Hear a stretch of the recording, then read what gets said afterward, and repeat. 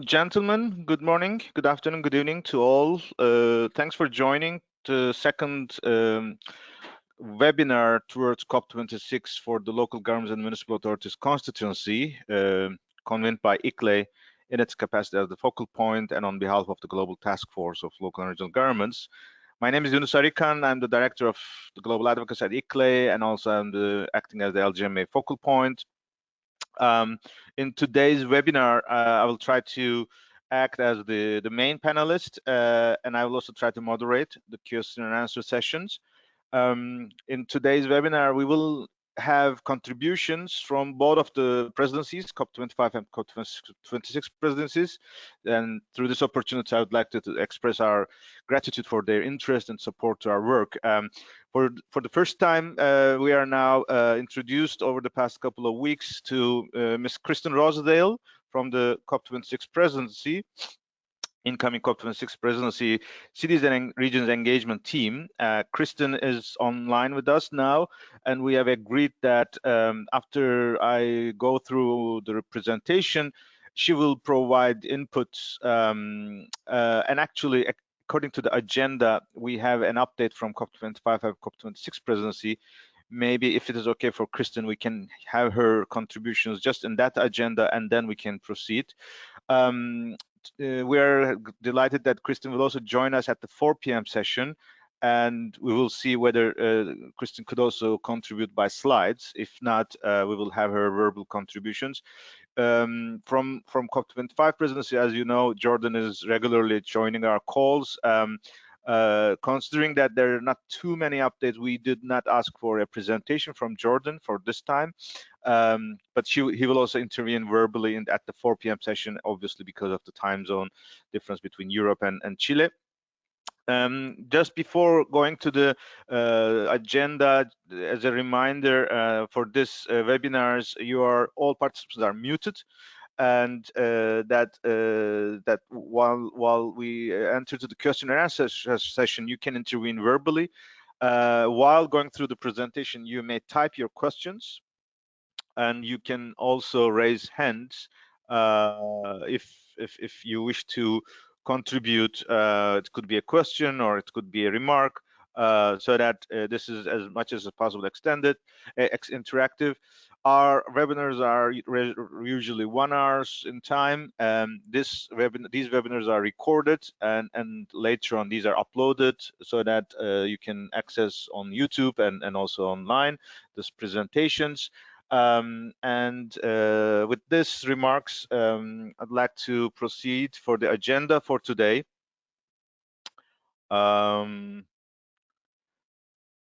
So yeah, as we have been practicing in our monthly webinars, we try to catch up what's the progress achieved over the last webinars, which is in this case 19th of February, from the COP25 and COP26 presidencies sides. We will go through, which will be a bit priority, I guess, for today's session, about the highlights of the LGMA agenda, especially under the COVID-19 pandemic. As you all are aware, all the plans are now revisited, so there are several updates, and we will go through that. And then we will reserve one slide at least to consider how we could advance our roadmap towards COP26 under these challenging times. And I think this slide will be giving some ideas of what is going on with different partners and with different processes. And then in the Q&A, we can consider on the way forward as well.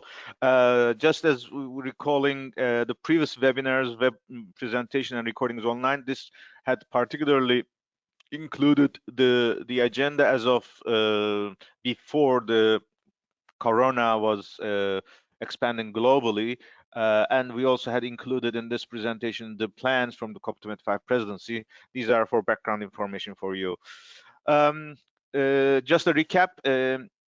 Towards COP26, those who are familiar with the COP processes, every year we have the party who has hosted the previous COP or who has hosted the presidency of the previous COP is the responsible politically for the implementation throughout the year. Meanwhile, the next country who will host the presidency and the COP in most let's say generic sessions, they would be preparing for their agenda, priorities, and they also interact with the process as much as possible. So now we have the Chile as the current president, and UK as the president designate for COP26. In the Chilean case, we have the Minister of Environment, Ms. Carolina Schmidt. In the case of UK, we have Secretary of State of Department of Business, Energy and Industrial sectors, Right Honorable Alok Sharma. In the Chilean presidency, we have Gonzalo Munoz as the high-level champion. In the UK presidency, we have Nigel Topping as the high-level champion and Mark Carney as the finance advisor.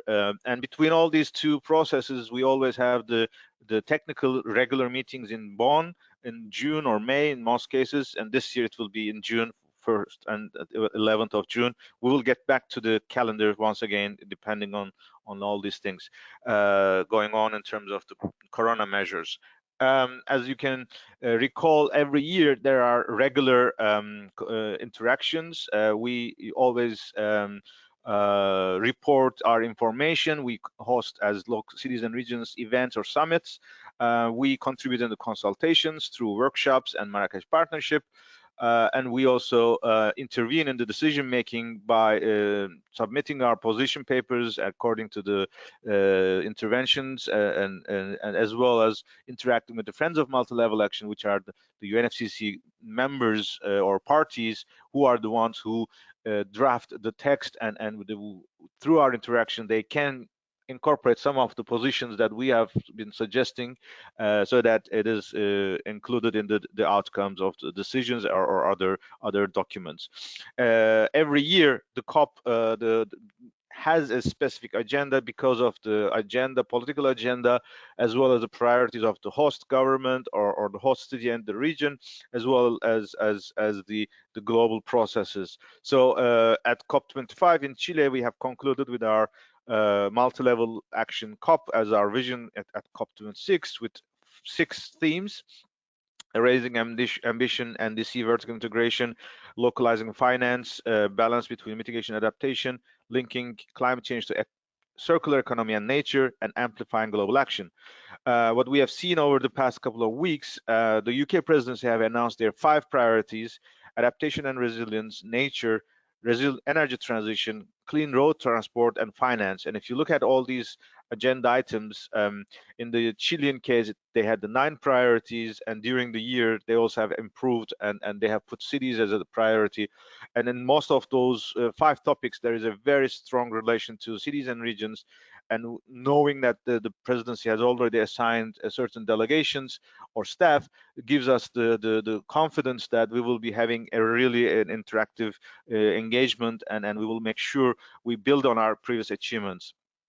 Over the past weeks, there were main progress in the first one is the Marrakech Partnership for Global Climate Action.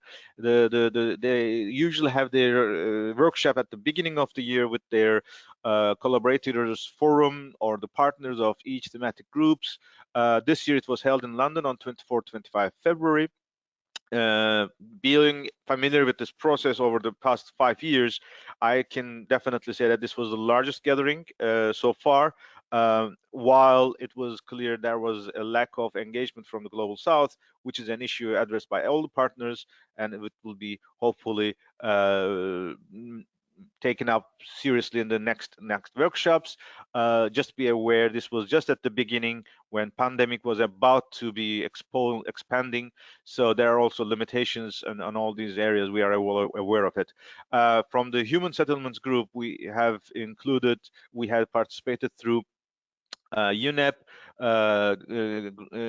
Coalition for Alliance for Buildings and Constructions, C40, ICLEI, Under 2 Coalition, Global Covenant of Mayors, WWF cities as well as a part of it, SLOCAT, these were the partners who were involved in the LGMA process over these years in the Marrakech partnership.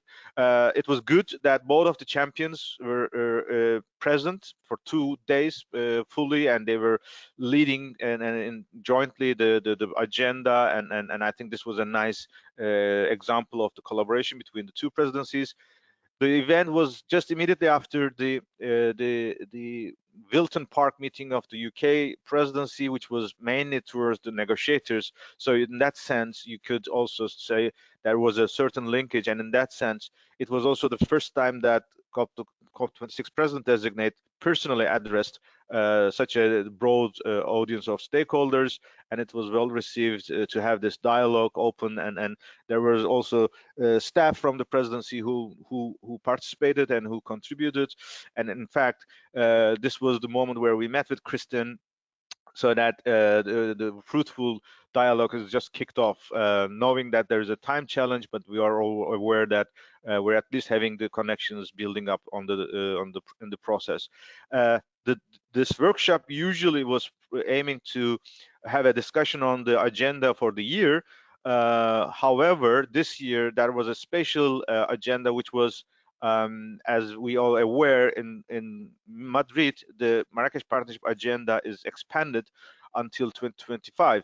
This is a huge, of course, a vision, because this is the moment where the second phase of NDCs will be also available. It means that it is not only for the pre-2020, but Marrakech Partnership and Global Climate Action is also having a broader vision to the implementation of the NDCs as such. This was the first, but it was definitely not last. It was very made clear the presidencies and the champions and the UNFC Secretariat will circulate the outcomes, and they will kick off online consultations, especially with submissions, so that even those who were not present will be able to interact with the agenda.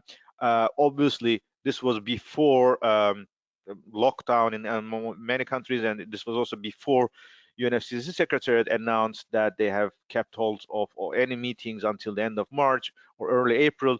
Therefore, we should also be flexible, or at least expect certain changes in the commitment that was announced at that meeting.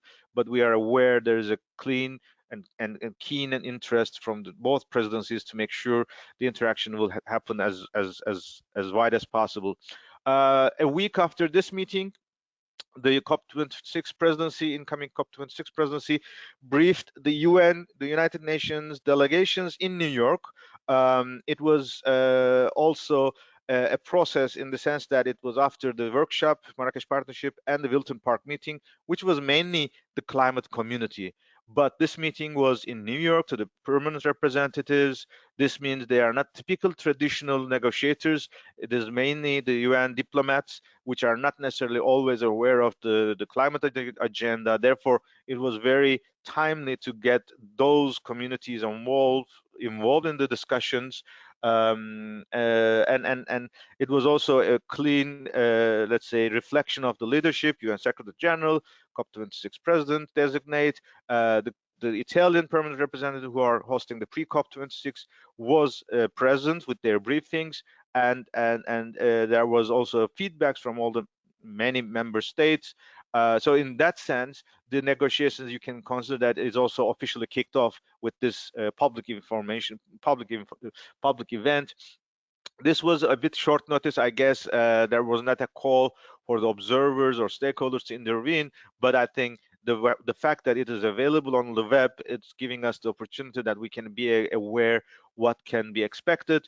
And I remember when I looked at the webcast, I heard a number of parties like Morocco and some others who have clearly addressed the need to engage local and regional governments in the process, which is of course very, very promising for us.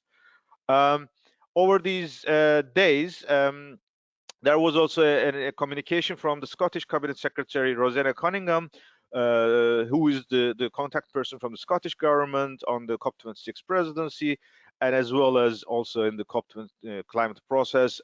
We as LGMA constituency have been interacting with the Scottish government through both the networks they're involved in, but also through the LGMA process.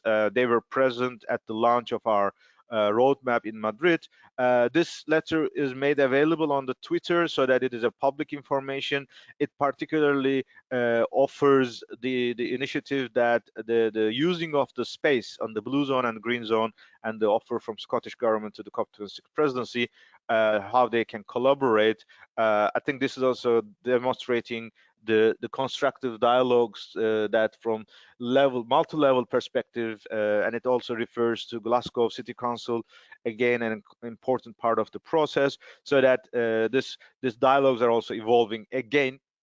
That by the time this was around 3 weeks ago or 2 weeks ago, now we also know UK is on full lockdown, so we will be watching how this will evolve, and we as LGMA and many networks are also in collaboration with the Scottish presidency and the Glasgow City Council to plan advance for how to design all these interactions at COP26.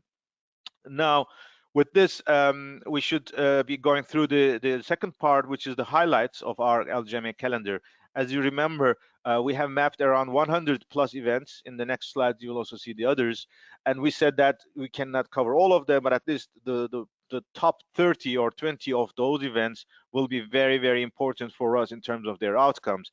This list puts all these events in a calendar order. And so you can also see who are the responsibles, whether it's an LGMA, whether it's a UNFCCC process, whether it's and led by national or regional governments like supranational governments like EU or national governments, or UN, or we also included some observance days, which will be important this year, particularly with the agenda. But if you look at now, as of 23rd of March, if you look at the first 15 events, 7 of them are already either canceled or postponed. These are mainly the events that was around April, but it's also now expanding towards May and June. That is, of course, creating a huge challenge, because we are all aware the success of the COP in any given year, which is at the end of the year, has a huge reliance or dependence on the interactions throughout the year. So the consensus, the agreements agreed informally or behind the doors or through these regional meetings are equally as important as the practical negotiations at COP. When these kind of meetings are cancelled or even international travels are limited, it is of course challenging. Well, we will be using a number of, I think the negotiators will be using a number of online tools, but still face-to-face meetings are always valuable. This of course very likely that it will not only be limited to the next couple of months, but obviously there should be some measures to be considered. But if we go through the details, there was a workshop in Edinburgh on the biodiversity. This was important because there is a new deal for nature to be decided in October, and the cities and regions are very strong there. ICLEI regions, for Committee of the Regions, they are all leading this process. And they have already been active in the biodiversity negotiations in Rome in the end of February. This was a particular workshop on the subnationals and local governments engagement. This is now moved into a virtual platform. We will see how this will evolve. It is also important because COP26 presidency, UK, is also put nature-based solutions as a priority. And the fact that this was in Edinburgh, the heart of Scotland, also gives us the opportunity that Scottish and the UK delegation would be able to interact with the biodiversity community. So we will hear from ICLEI Cities Biodiversity Center and their partners what will be the outcomes if this session is held virtually, and we will communicate the outcomes as well. The cancellation of the European Covenant of Mayors in March, of course, was a pity, but it is unavoidable. We know that. Nevertheless, the Climate Pact is now receiving updates or in contributions until 22nd of May. So there is still a process going on. In April, Earth Day was an important moment, 22nd of April, to celebrate the 50th year, and it was already planned to make certain announcements. Obviously, when governments are focusing on Corona measures, we don't know how much they will be able to announce any commitments on climate.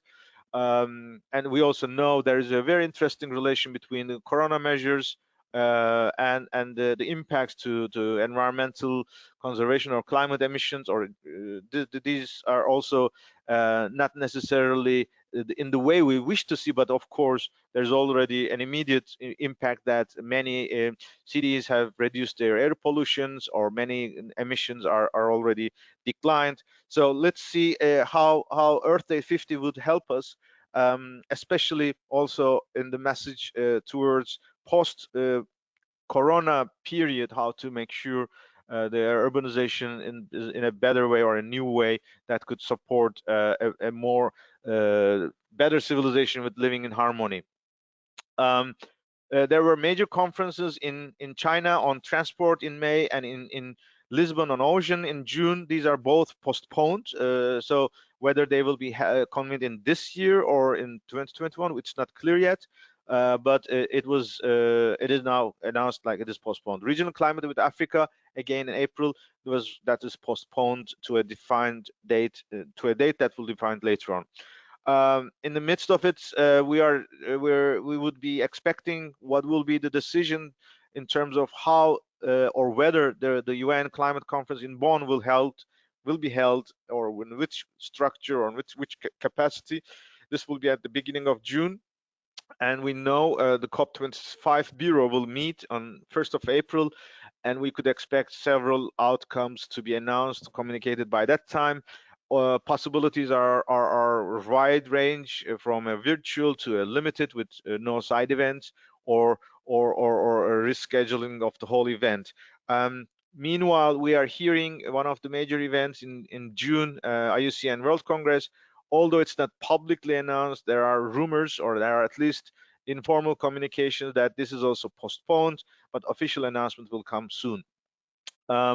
This is the picture as of the next couple of months. And as you can remember from the previous announcements, Daring Cities 2020, which was planned to be back to the UN climate conference in Bonn, will also be at the moment is on hold, and we are checking with the UNFCCC Secretariat and City of Bonn what could be the new format. But based on the interaction we have with the partners and the UNFCCC, we would make sure some kind of an interaction takes place in the year, virtually or by other means, so that we can also bring the debate on the Daring Cities, a response to climate emergency, to the COP26 at the blue zone or green zone engagement. So we will be open for innovative ideas, and especially with the support from Secretariat and the support of the partners, we will make sure this agenda will continue. In the next slides, you would be seeing this is the more detailed calendar. I will not go into all the details, but the events marked in dark red is the ones that are cancelled. The ones that are in purple or light red are the ones that are either postponed or rescheduled for a future date. As you can see, this includes events in March. The elections in France, for example, municipal elections in France is also cancelled. At least the second round is cancelled. We don't know how the leadership will be convened in the next year. The same in May, the municipal elections in England and Wales are also cancelled. That, of course, to our constituency will make an important impact to the way we will interact with the UK stakeholders and UK cities and regions, including England, Wales, Northern Ireland, and Scotland, of course. Again, if you look at, we have also been expecting to have major summits of local and regional groups like CMR, or partners like Austria World Summit or Rise Africa. They are all either redesigned with a new date or cancelled or postponed, which will be defined further. One latest update, this was a communication that came this morning. The biodiversity negotiations, the technical meetings, which was originally planned in May, is now announced to be August, but I guess we should also look for any announcement in second half of the year. It is still possible that they may be rescheduled according to the evolving agenda of how the global response to corona would be successful or not, because we are hearing more and more lockdowns and other measures. Again, Gothenburg Beyond 2020 World Built Environment Conference is one of those that are cancelled. We will see how during the June there will be any discussions on, for example, the Commonwealth head of government meeting in Kigali. This was a very important moment because that is one of the unique moments of interaction with the heads of government. Commonwealth is one of the biggest communities, and we are also in touch with Commonwealth Local Government Forum and how to interact with that, but we don't know yet as of today how it will be held. We have the conference of IAR, Association of European Regions. We will see how it will evolve. So there are a couple of more agendas coming up, and the World Environment Day, 5th of June. Originally, it is announced to be celebrated in Colombia. There will be also some events in Bonn because of the Pastoral Day. We will see how this will be scheduled or planned. The rest of the year, we did not make any changes as such, but we should be staying in tune whether this will take place. And this is the last slide of today's presentation. In fact, this aims to encourage us to be still positive about the work on climate agenda despite those cancellations and shifting of priorities, because at the end of the day, COP is a result of what is decided at the national government or at the national level or at the capitals. Therefore, our engagement with the national governments at home is still very important, with or without the global negotiations evolving. Therefore, if you recall the 6 elements of the roadmap towards COP26, some of them or most of them are still aiming to also extend our work to the national or the regional level, at the continental level as well. So if you look at that, if we look at the raising ambition, the Climate Ambition Alliance, which was also a significant part of the Marrakech Partnership in a February meeting, would still look for announcing new commitments on climate neutrality. There are efforts to make more clear definition of climate neutrality, how it is tracked or how it is assigned, what are the criteria or what are the options for climate neutrality. Additional announcements are still planned for 22nd of April and 5th of June. There is also an effort, at least from ICLEI's side, knowing that a number of, like it was at the beginning, thousands of cities who has municipal councils or regional councils have announced climate emergency declarations, and how these can lead to climate neutrality targets so that they can respond to the climate emergency. This is a separate agenda, but we believe it should be still part of this discussion. On the vertical integration of NDCs, this is of course the hottest issue of this 2020, because we wish in 2020, end of 2020, when nations communicate either in Glasgow or online their new NDCs, we hope this will be more ambitious and they are developed in collaboration with their local and regional governments, bringing on their commitments, their ambition, but also engaging them in the implementation. So in that sense, we are working with NDCP CAIP, the Climate Ambition Enhancement Package. At the moment, there are more than 50 countries, and ICLEI is working with 6 of them: Uganda, Zimbabwe, Peru, Dominican Republic, Malawi, and Mozambique. These are our first examples of when there is a concrete commitment for NDC enhancement. They are working with local and regional governments as well. The Urban Leds Guide will be working on developing a guidance of engaging human settlements in NDCs. Some preparatory work has kicked off, and it will come up by UN Habitat and ICLEI. The regional and locally determined contributions, which is a topic that has been very, very sexy and attractive for many networks and many of our initiatives. This was now worked with UNEP, and Global Covenant of Mayors are discussing for a kind of a consultation. Similarly, UCLG and UNDP are also working on that line. The same topic, regional and locally determined contributions, as equally important, if not more, at the EU level, because European Union is the only supranational body who has a vision of multi-level collaboration like Committee of the Region, or a process like Covenant of Mayors, which has been a practice over the past 12 years or so. Therefore, what will happen in Europe would be very, very important in demonstration of how local and regionally determined contributions concept can be integrated into regional and national governments NDCs. In that sense, we are aware the EU has a target under Paris Agreement, but the national governments have their national climate and energy package. Similarly, they have, through the Covenant of Mayors, their sustainable energy and climate action packages. And both of these processes, there is a need to make a linkage between these two. And now, seeing that EU has launched its climate law, draft of its climate law, it has started a climate pact at the moment where local and regional governments in Europe could integrate, and they can show how regional and local determined contributions can practically mean or be demonstrated in practical cases in the implementation in a national government or a supranational government. We are aware German government with through BMU, which was the host of the conference in Heidelberg in 2019 May, has now kicked off their partnership for collaborative climate action.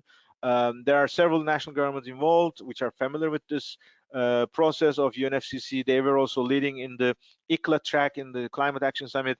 We expect these governments and these processes will also play a huge role.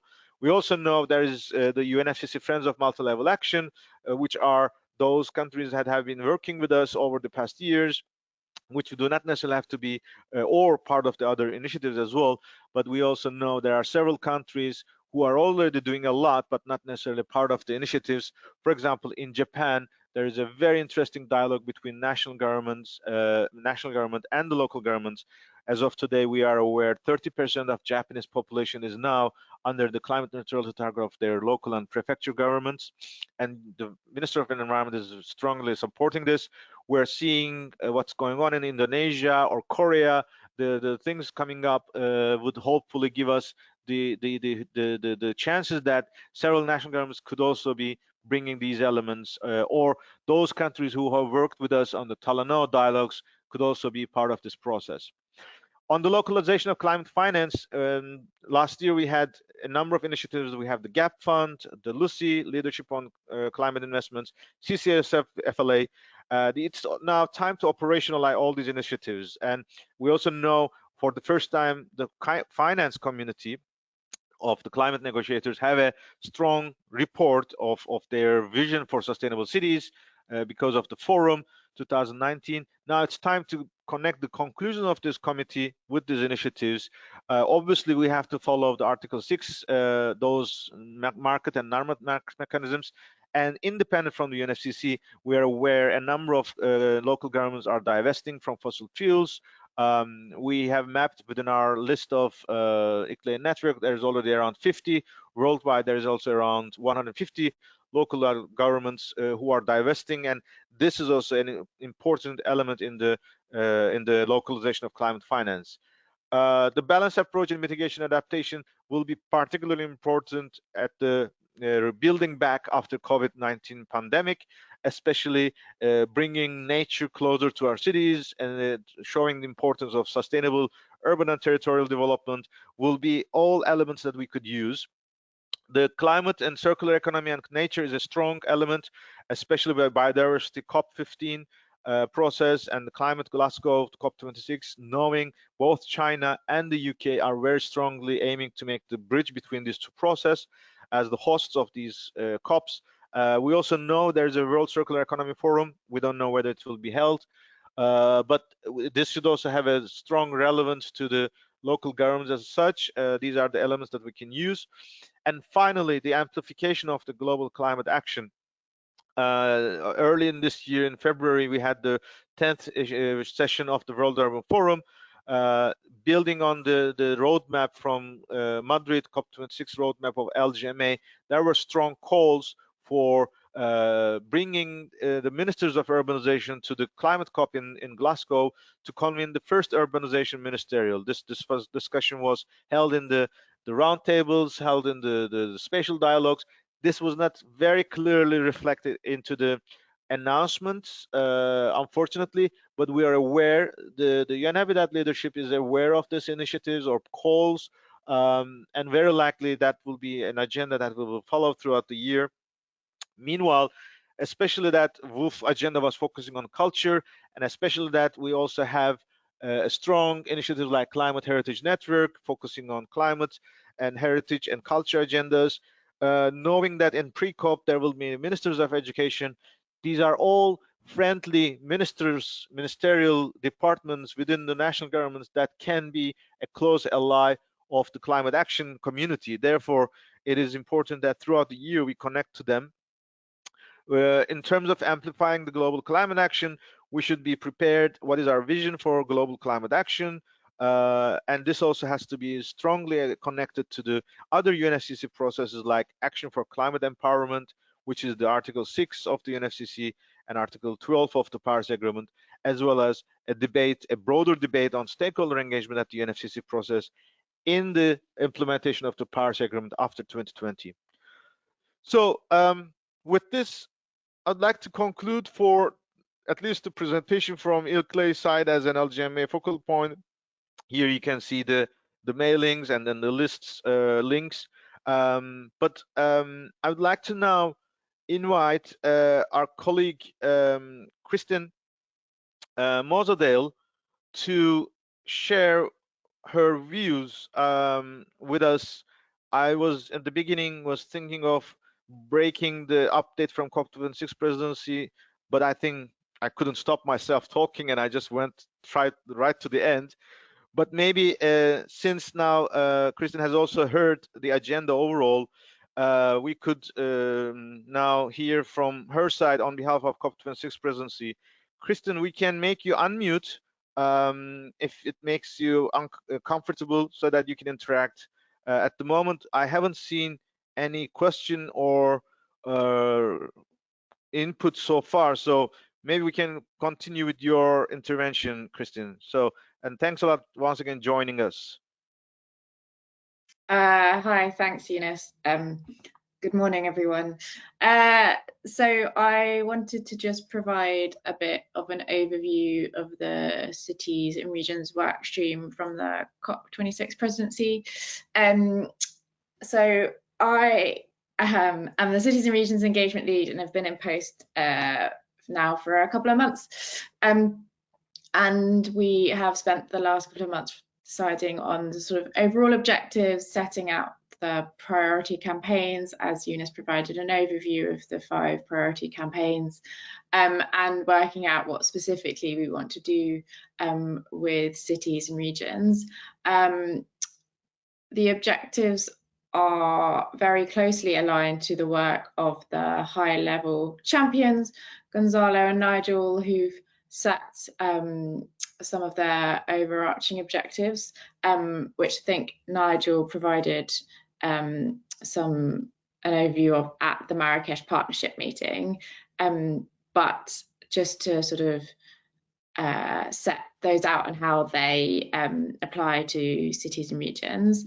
Their number 1 goal is to increase by 10-fold the number of cities, regions, businesses and investors who have signed up to the Climate Ambition Alliance. And so for cities, we are looking to get 1,000 cities signed up to climate neutrality targets, and 140 states and regions.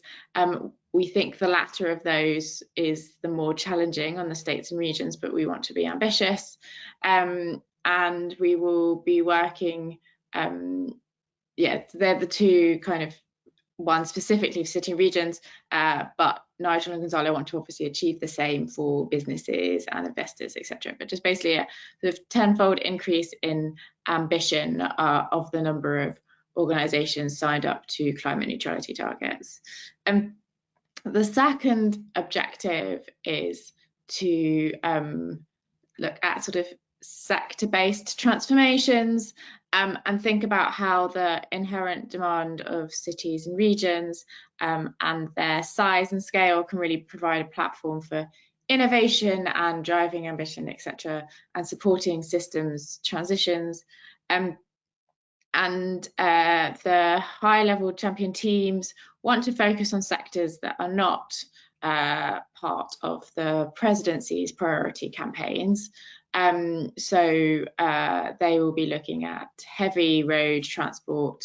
So the presidency's campaign is more focused on zero-emission vehicles and passenger transport, and the high-level champions team will want to think about heavy road transport in terms of trucks and lorries, as well as sort of shipping and aviation. And importantly, from a cities and regions perspective, we are going to be looking specifically at e-buses and unlocking the markets outside of the global north, where there is not the same level of government support and subsidy to cover the high upfront costs of e-buses, which is preventing the uptake of e-buses in those markets, despite strong commitment from cities, particularly in Latin America, to want to procure them. And buildings will be the other area where we want to focus on sort of a sector-based transformation, and where, again, cities and regions will play a really key role. The third objective is how do cities and regions play a part in the climate diplomacy, and also, you know, support our core campaigns. So we recognise that cities and regions are incredibly influential and are able to drive ambition of the national government, but also in some cases may be, or in many cases may be far ahead of their national governments, and want to think strategically about how we can engage cities and regions so that it supports the COP presidency's climate diplomacy agenda, and the work of our or the work of the SCO diplomatic network, and engage certain states and cities to where we think that due to their relationship they may be able to influence the national government by getting them to be more ambitious, or in some instances, for example, most notably, I guess, in the United States, but also sort of in Brazil and Australia and countries where we do not think that the NDC will be more ambitious, we would like to engage with cities and regions to demonstrate that there is still progress happening, to show, build the momentum from Paris, to use them as cities and regions as being able to tell the stories of the pathways to net zero, and just use those as effectively as possible. And then also, as Yunus indicated earlier, cities and regions are a core part of our core campaigns. And so what role do cities and regions play within those? How do we ensure that they're clearly represented? And again, it kind of is similar to the sort of overall using cities and regions as part of our core diplomatic strategy. But for zero emission vehicles, for example, can we encourage cities to commit to supportive policies such as implementing zero emission zones within their cities that may support the phase out of the internal combustion engine, which is the primary objective of the zero emission vehicles campaign, and ensuring that cities and regions are considered as part of each of the core campaigns. And then finally, the fourth objective is to showcase, mobilise local leaders, mayors, governors, etc., to COP, and to showcase the role of cities and regions at COP. We're sort of still finalising and thinking through exactly how we would do that. We are in sort of thinking about a cities and regions day. I know there has been one of those in the past, and would welcome views on how successful or important they are, and how to make the most of those. But also, actually more importantly for me, is how do we mainstream the participation of and inclusion of cities and regions within the COP, so that it is not just about national leaders. So if we have a an event around transport, how do we make sure that it's not just transport ministers? We may sort of consider including business CEOs and sort of local leaders as participants, equal participants too. So how do we just mainstream the inclusion of the non-state actor community more generally? I should say that this is not necessarily limited to just cities and regions. We're looking at how to have greater involvement for businesses as well. But sort of how do we ensure that the non-state actor community is represented and be able to participate throughout the 2 weeks at COP. And so that's the sort of an overview of the objectives for the cities and regions workstream.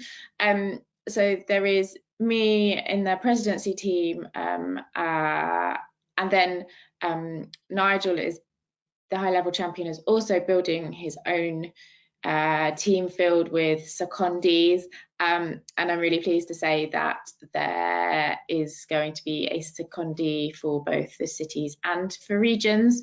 So Agat Cavicchioli from C40 Cities will be a secondee into Nigel's team to really support the engagement of the city's community as a whole, and ensure they have a direct link into the high-level champions team. And then Priya Shankar from Bloomberg Philanthropies will be supporting on the regions work, so engaging with the Under 2 coalition, but also continuing her existing relationships that she has with the sort of the US Climate Alliance, the America's Pledge, We Are Still In, etc. The many coalitions that exist, particularly in America, that bring together sort of non-state actors. So together we will be a virtual team that we're leading on all things cities and regions.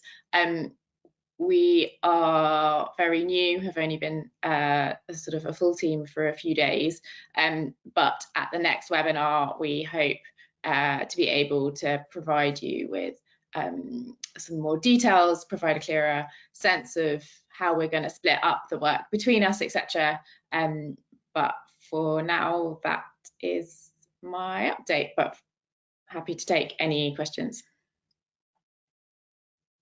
Hey, Kristen, thanks a lot for this really encouraging and promising and very valuable updates from the COP26 presidency side. I think that is really opening minds and many of our partners. And it's also nice to hear additional announcements from your side with Agat, our long-term colleague in the LGMA community for a long while, being part of the process, also the colleagues from Bloomberg. These are all really good signals. I am aware you are also planning to be joining us at 4 p.m. today at the Euro German time, which will also be the moment where Jordan will also join. I think that webinar will also give us the opportunity to have both of the presidencies to share their visions, and I think this growing collaboration dialogue is really helpful for us. I think we are very in a good shape to now open the floor for colleagues who can raise their comments or intervene either by questions or by interactions or verbal interactions. I see Serafin from COSLA, Scottish Local Government Associations, and I see Josephine who typed a question as well. So let's start with Serafin, and I also see colleagues from Scottish Government also as among the participants of this webinar. So also communities from colleagues from SLOCAT, networks from CMR, and the rest of partners in the rest of the networks of ICLEI and other LGMA community. So feel free to interact. But once again, an important reminder for us also that, as Kristen mentioned, we're doing our best that Nigel could join us in the third webinar in April, scheduled around 15th of April. so that this is also the moment where we can have even a more direct dialogue with Nigel as the champion, and we are all aware Nigel as being a champion as well. I also see Anthony Pierce from WWF cities team to intervene. So let's start with Seraphine, and then we can read the question from Josephine, and then to Anthony. Seraphine, if you want, I can unmute you. Okay, thank you, Yunus, and thank you for the invitation to join the meeting. Well, just a quick comment. I mean, COSLA is the local government association from Scotland, so obviously we are looking forward to welcome you all there. And just to say that we are very pleased that Christine, which we have been talking extensively over the last few months, have provided you know, a number of information we are already well aware of, but you know, very even more detailed and very public way. So that's particularly encouraging.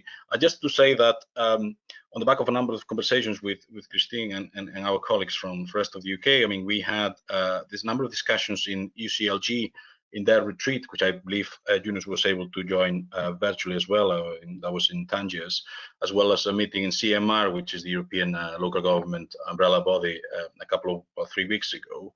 And clearly, there's a strong willingness for the members of these organizations, which are national associations for local government from Europe and the rest of the world, to actually make this a success, built from the good experiences on COP and the process towards COP in Madrid, Bonn, or exactly Paris and Marrakech, and build from those lessons on the way forward.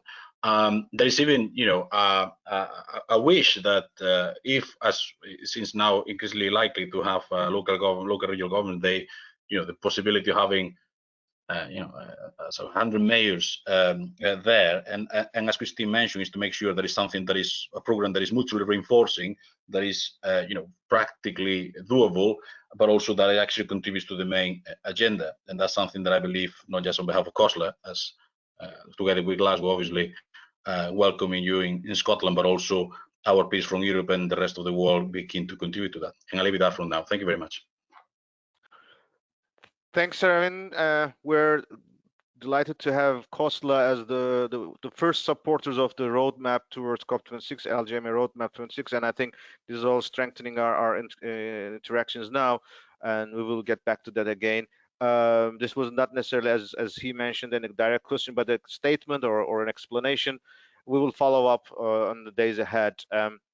So Josephine from ICLEI European Secretariat, leading in the local procurement and sustainable procurement agenda, she's asking whether we can elaborate a bit on the perspective on the buildings and the construction sector. She says that it's the focus areas. I think she means the roadmap, but since Christine mentioned also buildings slightly in her updates about the priorities of the presidency, maybe we can hear from Christine first, but before, so maybe Christine can take note of this point. So let's go back to Anthony from WWF Cities team, and then maybe Christine and I can make a wrap up in terms of responding to the inputs for this round, but we still have some time, but maybe go quickly. Anthony, the floor is yours. Thanks. Hello, Yunus and Christine. Just a quick question. There had been previously mention of work being done with the Climate Action Alliance as a way of testing the climate neutral claims of the members. I'm just wondering whether that had progressed or what the intentions were, whether either of you could say anything about that. Can you repeat the question, Anthony, once again, the climate neutral commitments? Yes, I'd heard, I think maybe it was at the last meeting, there was a discussion that you were looking at the potential for testing the climate neutral or measuring or monitoring the climate neutral claims of the Ambition Alliance members. So I just interested in how that's going. Excellent. Maybe Kristen, if you have 1 minute, I hear that you have to leave. Any remark? But I can continue for the 2 or 3 more minutes after Kristen. Any concluding remark, Kristen? The two things. So Josephine, there's not a huge amount more to say on buildings other than it is one of the sectors, sort of the building/construction sector is one of the ones that Nigel would like to focus on, but that work around building these groups to drive the sort of sector-based transformations has only just begun, and I don't think there's necessarily, I don't think they have yet set what the objective is about what it is that they want to do, but we will look to come back with more information for you on that one at the next webinar. And then Anthony, on your question around testing climate neutrality points, so I think we are thinking very carefully around how do we ensure that the climate neutrality commitments are robust, and that there is sort of planned action behind them, etc.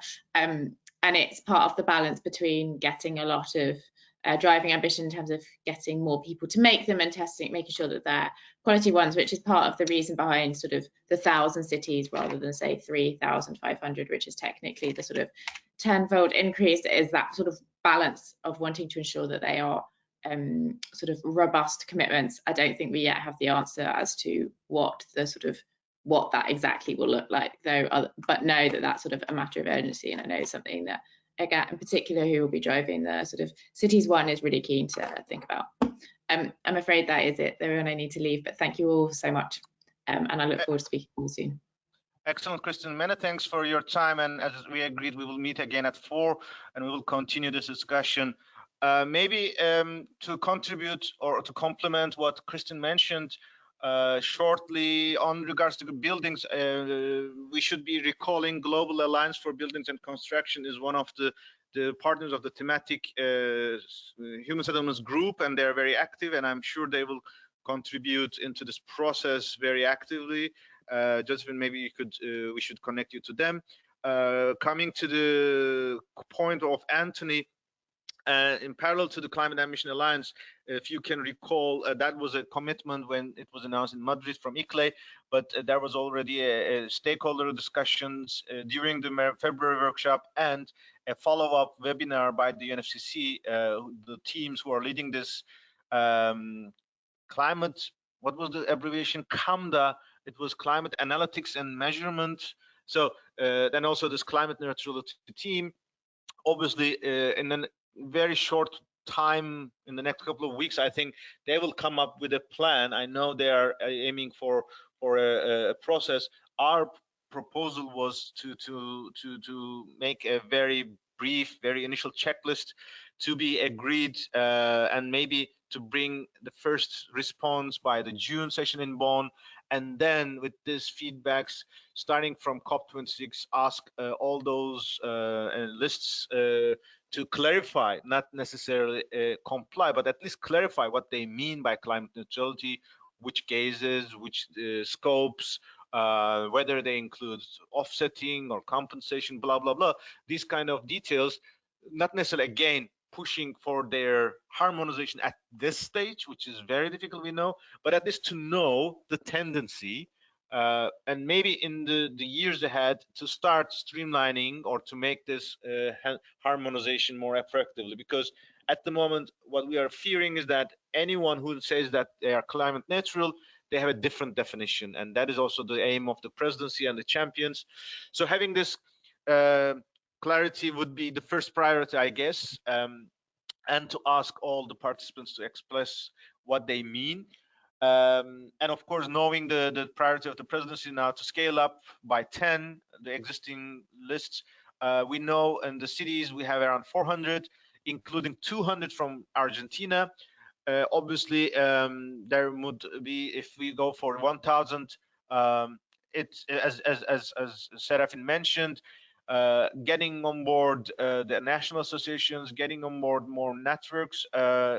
It's not impossible, but I think the biggest question is that how will we make sure the decision makers and the staff of the local governments to prioritize climate action or to focus on climate targets when at the same time they are dealing with corona pandemic. I think that is today's challenge.